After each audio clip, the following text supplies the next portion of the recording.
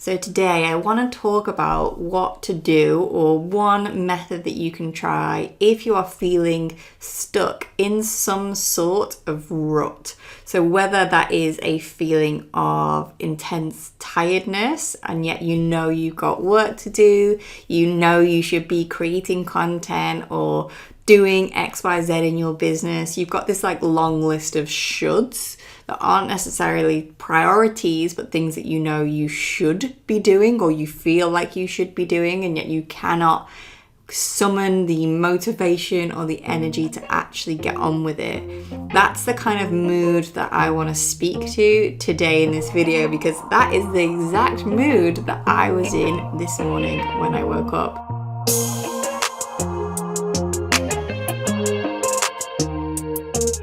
Whether you can tell or not, but as I'm recording this episode, I have not brushed my hair. I'm still in my pajamas.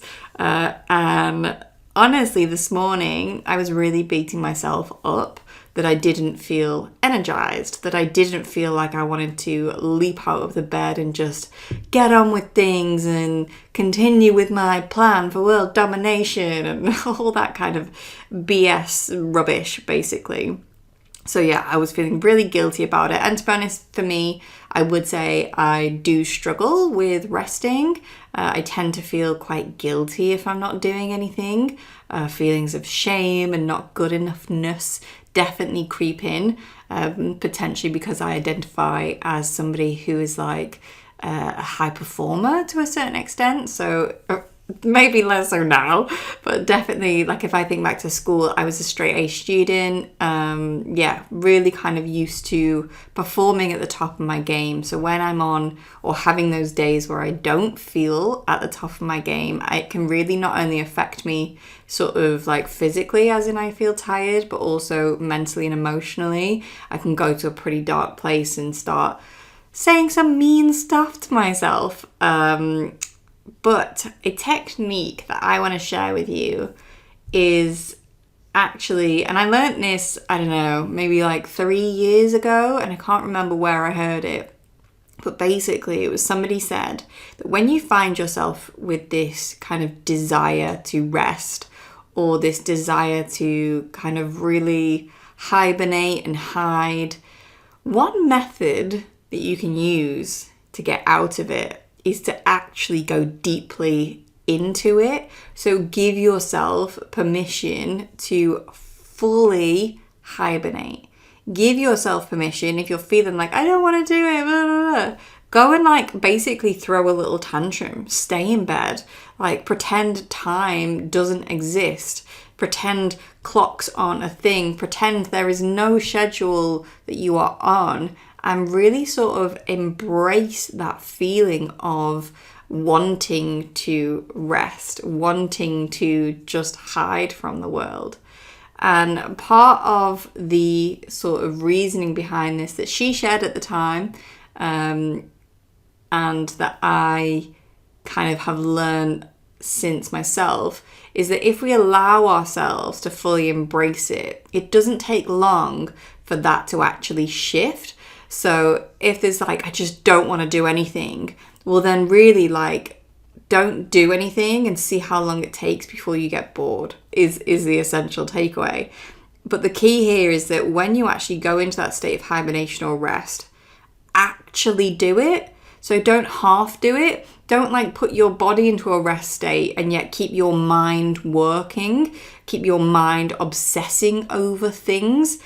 Pick up a book, find something to truly switch off, not only half, because I think this is, if you are similar to me, this is something that we probably do a lot, where we might be I'm going to have a lie-in this morning, and yet from the moment we wake up, even if we're still in bed, our brain is already going at 100 miles an hour, and therefore, because of the way our incredible body and brain works together, our body essentially simulates the emotions and the feeling as if we're actually working. And so we're lying in bed because we're trying to chill out. And yet what we discover is that we're full on experiencing stress as if we were at work. However, for me, it's usually even worse than that because I'm experiencing the stress, but I'm not actually doing anything to solve that work. So instead, I'm stuck in this like little cycle of, oh my God, I should be resting, but I'm thinking and I should be doing that. But because I'm not doing it, I'm not actually getting myself out of this position, and I'm stuck in this kind of infinite loop of beating myself up and not feeling good enough. So instead, what I recommend, and it's what I did this morning, is fully switch off. And if you find yourself where your thoughts are unstoppable, investigate different techniques that are going to work for you to help shut those thoughts off. So whether it's meditation, whether it's doing an hour of journaling, whether it's reading a book, whether it's watching something on TV, but like intentionally choosing to watch something.